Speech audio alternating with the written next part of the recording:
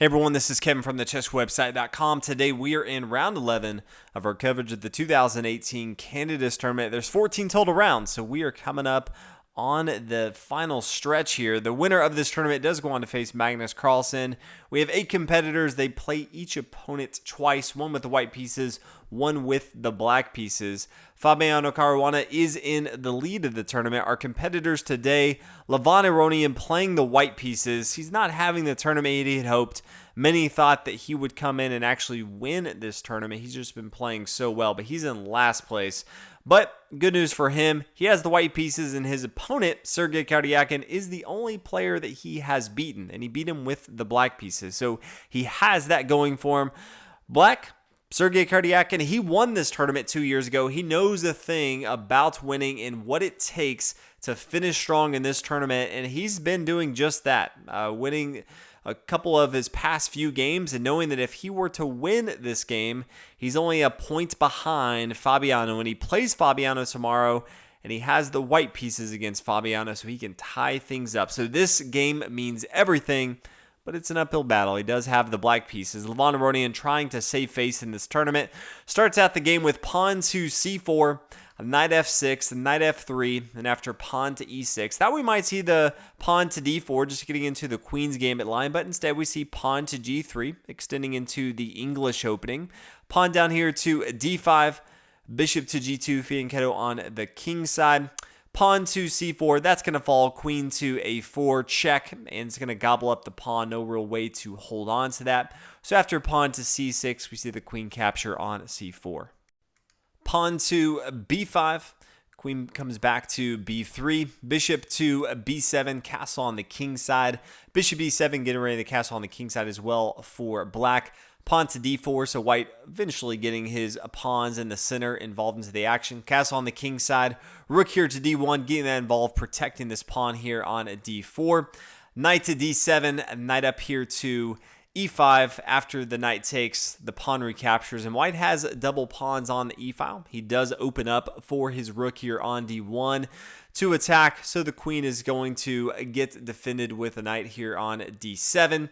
Bishop up here to f4, protecting this pawn, so white does have to worry about this pawn here on e5, just because it is a double pawn, not as easy to protect. He doesn't want to play something, I mean, he could always play something like pawn to f4. It just really opens up the door for black to attack, so instead plays bishop here to f4. Now queen to c7, does not want to have to worry about his knights here on d7 moving, and his queen captures. So queen here to c7. This knight is free now to roam around if he wants to. Knight here to d2, rook over to d8. Rook here to c1, attacking this semi-open file, and then pawn here to a6. And if you look at it and say, why does the knight not take here on e5? Well, if the knight takes here, yes, the queen is protecting it, but we have the queen coming up here to b5, and that is the key move here is queen takes. After the pawn takes, the rook's going to come up here. Maybe the bishop comes down. Doesn't really matter if these bishops come off the board. All things are created equal. Maybe the bishop takes first here on e5. Both of the bishops will eventually come off here on g2. But bishop down here to b4. The rook was attacking it, so if it wants to hold on to that. King takes. Bishop takes here. Rook down here to c5. Attacking material. And at the end of the day, white's going to be up in the game from a development standpoint. From a material standpoint, things are equal, but you can clearly see that this rook here on c6 is much more aggressive than what black has going. So, knight to e5, probably not what black wants to do. There's no way to come out of the exchange doing extremely well. And probably best case scenario, white's going to have a very active rook going into the endgame. Not something black's looking to do. So after pawn to a6, we have the queen come over here to e3. Pawn here to c5. After the bishop takes, queen recaptures. knight up here to e4, and then pawn to c4. So Karjakin doing a good job of extending his pawns and getting pretty aggressive. Many times in the English opening, you don't see black get this aggressive, but that's exactly what we are seeing from black on the queen side of the board. Pawn to h4, so white's starting to push on the king side. Pawn to h6, doesn't need to really stop it too much, just making sure that the knight, the bishop, all these pieces can't come to this g5 square. It does protect that. Rook coming up here to a d4, knight back to f8, and then pawn to b3. And this is where I think white had an opportunity to try something else. Anytime your opponent sort of retreats a piece. Now, knight to f8 is really just getting ready for this knight to get involved in a different way. Knight here to g6, attacking this square here on e5 since it doesn't have another pawn protecting it. But as soon as you see this, white has the opportunity to attack his opponent. He could play knight to d6. And yes, there could be an exchange. Bishop takes here on d6. Rook takes up here. Maybe rook takes. Pawn recaptures. Maybe the queen comes down here to d5. Queen down here to d2. But if we look at this position, you can see this knight is here on f8. It's not really aggressive. White has the pawn here on d6. It's a pass pawn. Can move his rook over here to d1 to start to attack that. The rook here on a8 is not doing too much from black. Now, if we come back in the game and say, okay, pawn to b3, allowing black to, yes, bring his knight back here to f8 and then do exactly what Karjakin wants to do. Now the rook can swing down, take the rook here on d4. After the queen takes, now rook to d8. This rook is very active, controlling the d file. Now, yes, the knight can come up to a d6, and there is going to be an exchange on the board, but after the pawn takes, you can see black already has a much better position. His rook is already on d8, and so now he can play something like pawn to f6. Much better position from black's standpoint. Wasn't even worried too much about this pawn here on b3. We do see the bishop come back here to e3, pawn to e5, so even pushing in the center of the board, forcing the queen to come. Queen comes back here to b2, queen here to c6, so protecting this square in the center of the board, as well as adding another attacker on the square here on d6. Aronian decides to go ahead and take the pawn here on c4. The pawn recaptures, and now black has a pass pawn. White also has a pass pawn, but doesn't have a lot of protection to it right now. But that is white's main asset that he has going for him, is this pawn here on d6. Black has a pretty active position. He does need to get his knight involved into the game and then start pushing this pawn here on the c-file. One thing that you will see is black wants to maintain this pawn here on c4 for a while because his opponent has a dark square bishop, and so both of these pawns even will stay here, so he doesn't have to worry about another piece attacking these pawns, where the knights, they can defend any square. So you can bring that over to the queen side of the board and defend that, and really only have to worry about the queen and the rook. Something to keep in mind for your own games. Queen comes up here to b4, attacking the pawn. Rook swings over here to c8, defending the pawn as well. Pawn up here to f3. Pawn h5, now king to f2. Both sides getting their kings involved into the game. Want to keep them safe because both their opponents have their queens involved, and you can start to really attack your opponent if you have the queen. Rook over here to d1, knight to d7, just stopping any sort of pushing from that pawn there on d6. Queen comes back here to b1. Pawn on g6 pushing forward, pawn to g4, rook over here to h8 and just says, yeah, if you're going to take, I want to keep my pawn here on g6 so I can just take with my rook if I want to. But pawn to g5. Okay, so starting to push a little bit more from Levon Aronian. Pawn to f5, not interested in exchanging material right here from Sergei Karjakin, plays pawn to f5. Queen up to c2, rook swings back over here to c8, does not have to worry about the pawn taking and retaking with his rook here on the h-file. So brings it back here to c8, queen up to c3, king down here to e6, does want to protect this pawn here on e5. This is something the queen's attacking. Later later on, this dark square bishop, if it wants to, can attack it as well. It has the knight defending it, but that's really the only thing. That knight's really just blocking this pawn. Secondary, it's defending this pawn here on e5, but it's not going to have to do that for the rest of the game. King here to g2, queen to a4. This is attacking the pawn here on a2. Still protecting this pawn here on c4, but now also attacking the rook here on d1. Queen comes back here to d2 to protect this rook, as well as still defend this square here on d6. And then the queen comes back here to b5. Pawn pushes forward on a4.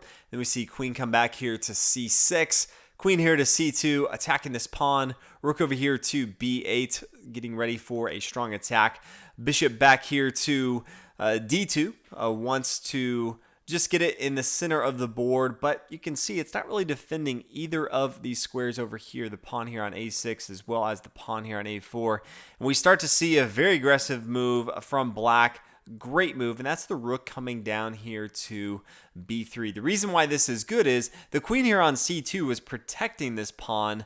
This rook here on b3 is protected by this pawn. It's an outpost. You normally don't see an outpost for a rook, but considering that there's no light square bishop that white has, can attack this rook, and there's no other knight that can attack this rook as well. This is a pretty great outpost, and the other thing it does is it blocks this queen from protecting this pawn here on a4.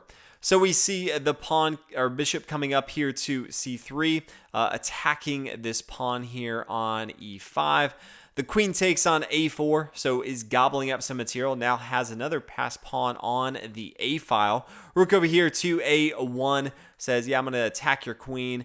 And then when you move, I'm going to attack your pawn here on a6. But the queen comes back here to c6, which is a great square. It's defending both of these pawns, also attacking this pawn here on d6. Rook comes up here to a5, so doubling up the attack on this pawn on e5. Rook coming up here to b5, protecting that. Queen down to a4, and then knight to b6, attacking the queen. Now, it would be a huge mistake to just try to start exchanging. You know, rook takes here on a6. The knight's going to take the queen. Maybe the rook takes here on a c6, but the problem is the knight can take the bishop here on c3. If the bishop wasn't here on c3, this could end up being a decent exchange. But rook takes on c4, knight takes on e2, and things are going to go extremely bad. It's going to be very easy for black to take this pawn here on d6, and then just has more pawns on the board as well as an extra minor piece. So while I may look at it and say, yeah, we'll just go ahead and start exchanging material, that is not going to be the case. So after the knight comes to b6, we do see the queen fall back to a1. Now Karjakin takes the rook here on a5, recognizing that he is up material and he just wants to trade down as much as possible. Queen takes that rook here on a5. Queen comes down here to b5, says, yeah, just go ahead and take my queen if you want to, because I'm going to have two passed pawns over here. This is going to be a pretty easy endgame for me. But instead we see pawn to d7, giving up that pawn in material. King takes here on d7. Sure, yes, the bishop is able to take this pawn here on e5 at some point, but did give up the main asset that white had going for him there on a d7. So after queen to a3, we see the knight coming to d5. Bishop takes here on e5, getting some material back, but after queen to c6, now defending both of these pawns, both on light squares, and even the knight here on d5. Black's done a good job of putting every single piece of material on a light square. There's not one pawn or piece that this dark square bishop can attack. Definitely a thought that Karjakin has in his mind, making sure that he can minimize the pieces and the damage they can do. So the only thing that Aronian can do is get his queen involved into the game, start to attack with that. So queen to f8, queen over here to e6, queen to b8, pawn to c3. So yes, it is now on a dark square, but it is protected by the knight. Does want to add pressure to his opponent. So pawn to c3, queen down here to b7, check, king here to e8, and then the king's just going to try to get to a safe square. Queen here to b7, now knight up to e7. This does force black to bring his knight here, and the queen or the bishop is able to take the pawn if he wants to. So after the bishop takes, the queen comes down here to e2 check, king here to h3, and then the queen back to b5. So it does lose one of the passed pawns. That's completely okay though. Still has the passed pawn here on the a file and is able to push that one now, but brings it over here to b5. Says, hey, if you want to trade off, this is going to be completely fine with me. As you can imagine, that's not what white is going for. He would clearly lose that. Plays queen here to c7, a queen to c6. Just say, hey, let's go ahead and trade off. But nope, we don't see that. Instead, queen here to e5. If we see something else, because this queen here on c6 is attacking this pawn on f3 and is going to gobble that material up. But it's so tough for what white's looking to do. How does he continue to maintain control of this pawn on f3? If he comes back to a8, okay, yeah, that still attacks this pawn and defends this square here, but now all of a sudden queen to f1 check. After the queen moves, then queen to f2. And there's no great square. He can just gobble up this material here on h1. So no great places for white to go to. So in the game decides, yeah, I'll just go ahead and play queen here to c7. After the queen to c6 comes down to e5 and the pawn is captured. King moves, queen down here to f2. After the king moves to h1, then just starts gobbling out material. You can see there's just no way for white to hold on here. He's just losing so much material. He just can't stop all of the threats that black has on the board. King here to g1. The queen takes here on a g5 check. King here to h2. We see a few more checks. And then eventually white starts to go on the attack, just doesn't have enough material to really continue too much. The queen comes up there to g7 check. King here to e6, just trying to get to a safe square. Bishop to f6. Knight down to d5, centralizing the knight. Bishop down here to b2, and then starting pushing on the king side with the pawns. And this is where there's just no way to stop all of the threats from both sides. King here to h2. Then we see the king to f5. Probably should have just continued to push forward. Don't think there's any reason to play king to f5. Completely winning in the game. But it does look like just pushing forward with f3 is going to be completely fine. But in the game, king to f5, queen to f8. We see the king come over here to g5. White has to continue his attack with his queen as much as possible. Queen to d8 check. King down here to g4. Queen c8 check. King over here to h4. Bishop down to g7. So this gives an opportunity for black to now starting attack now that he's not being checked by his opponent. Queen down here to e2, king to h1, and now there's just no way to stop this. And he had very few checks that he could continue early on, but now he's in a mating pattern. Queen here to f3, king here to h2, and now queen to g3. And after this, white decided to resign. Some people always ask how this could continue. Maybe king to h1, queen down here e1, pawn to f3 check. If it's gobbled up, that's fine. Queen to e3 check, knight to f4 check, and then eventually it is going to be checkmate with the queen here. So at the end of the day, Sergei Karjakin with the black pieces loses earlier with the white pieces against Levon Aronian, the only game that Levon Aronian has won. Now he comes back. He recognizes the stakes. He says, I need to get a win with the black pieces to give myself a shot going into tomorrow against Fabiano Caruana. And I have the white pieces against him. I'm a point down. And that's exactly what he did. So congratulations. He was extremely aggressive as black against the English Opening. And at the end of the day, it paid off. Played a phenomenal in-game with both queens on the board. I felt like he always made the correct decision, put his opponent in some tough spots, and then utilized his rook over here on the b file, bring it down here to b3 to start an attack, gobble up one of the pawns, and then continue from there to push to a victory. So Levon Aronian, again, in last place, not having the tournament that he wants. But tomorrow is going to be some fireworks. We have 3 games left in this tournament, and there's a lot of people up at the top looking for the title here. Fabiano Caruana can really extend his lead here, going against, in 3rd place right now, Sergei Karjakin. So hopefully you guys are enjoying the tournament so far. We will have more coverage in the next round. But thanks for watching. I'll see you guys then.